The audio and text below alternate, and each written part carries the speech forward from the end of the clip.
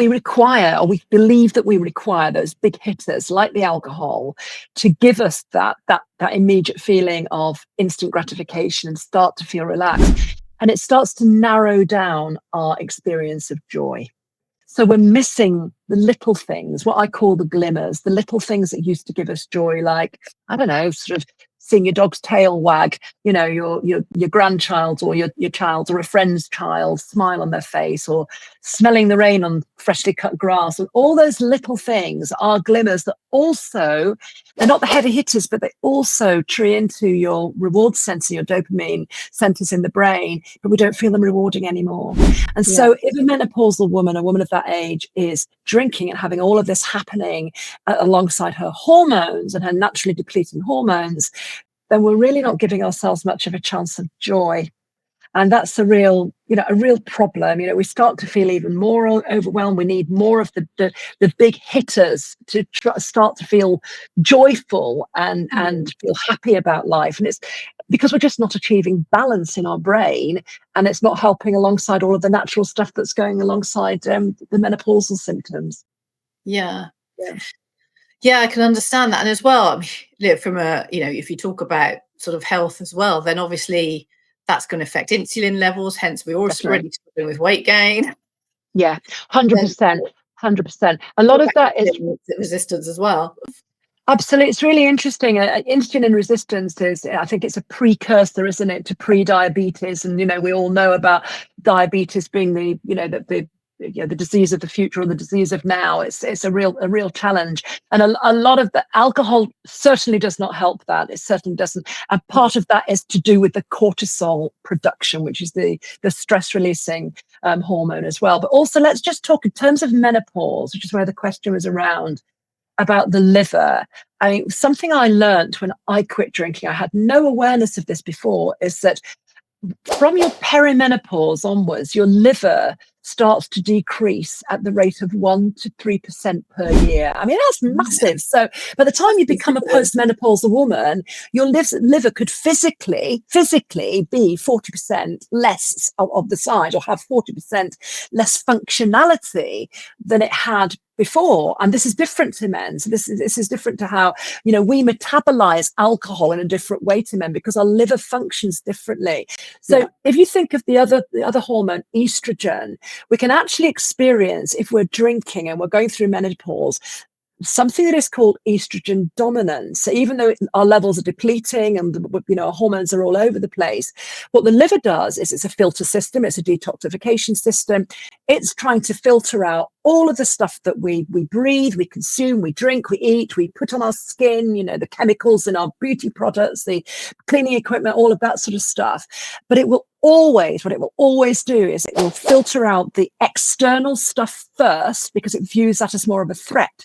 So it will always want to work on the alcohol before it starts to filter out some of your naturally occurring estrogen. So sometimes it can never get to your estrogen.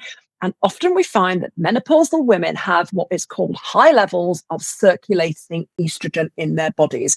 And taken in tandem with the fact that progesterone and GABA are reducing, that can actually increase your risk factor of some pretty hideous stuff. Some, hormone-related cancers, as you say, also the weight gain. It can have cardiovascular effects as well. So, alcohol is a baddie. It's a real baddie for menopausal and perimenopausal women. Yeah.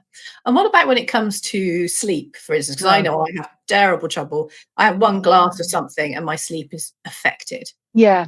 And actually, I'm really glad you said that, Julia, because literally one glass, half a glass can have an effect on our sleep. So sleep's quite an interesting thing. Alcohol particularly can wreck our sleep when all of the hormones are going on anyway. So if you experience hot flushes, it will only be exacerbated by the alcohol. So if you're having night sweats, alcohol is disrupting your sleep patterns, which I'll explain in a second anyway. So it will only make them worse. So night sweats are hideous anyway, but please take the alcohol out because it's not helping.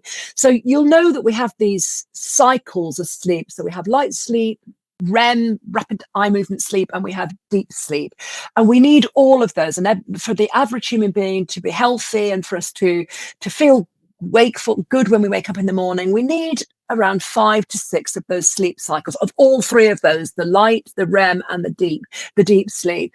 So alcohol particularly affects the REM. It almost bypasses the rapid eye movement sleep. Now, that is when we dream. That's the dream state.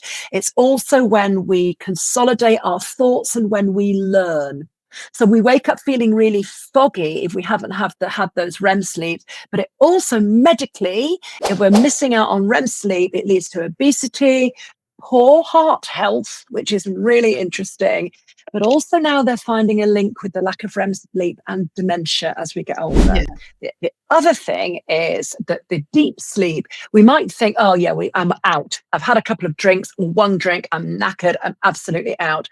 You're not having deep sleep, where you're not having that restorative deep sleep. It's a sedative. It's like an anesthetic. Yeah. So the hangover, which is caused by that you might experience, caused by the dehydration and all of the other stuff as well, it's also the fact that you've been sedated. So particularly if you have more than 1 glass of wine, or glass of whatever it might be, your sleep will be really heavily affected. Lack of the cycles, the natural cycles, and you have been in a sedated state, and you're waking up, where it's really hard to keep on going back to sleep. I think that sleep is nature's medicine. When we can get our sleep sorted, then we can almost do anything. When we've had a good night's sleep, I think that phrase, have a sleep on it, is a really good one. And if you're wrecking that with alcohol, particularly if you're experiencing menopause or perimenopause, then you're just not going to be able to show up as your best the next day. Yeah. And of course, we suffer more with, as you spoke earlier about, having more anxiety and depression, lack of sleep. You're going to feel more depressed, more anxious. So what you do, you reach for the alcohol. Yeah, absolutely right. And so it's a spiral. Yeah, absolutely right. It's that gift that keeps on giving, she says in a very sarcastic tone.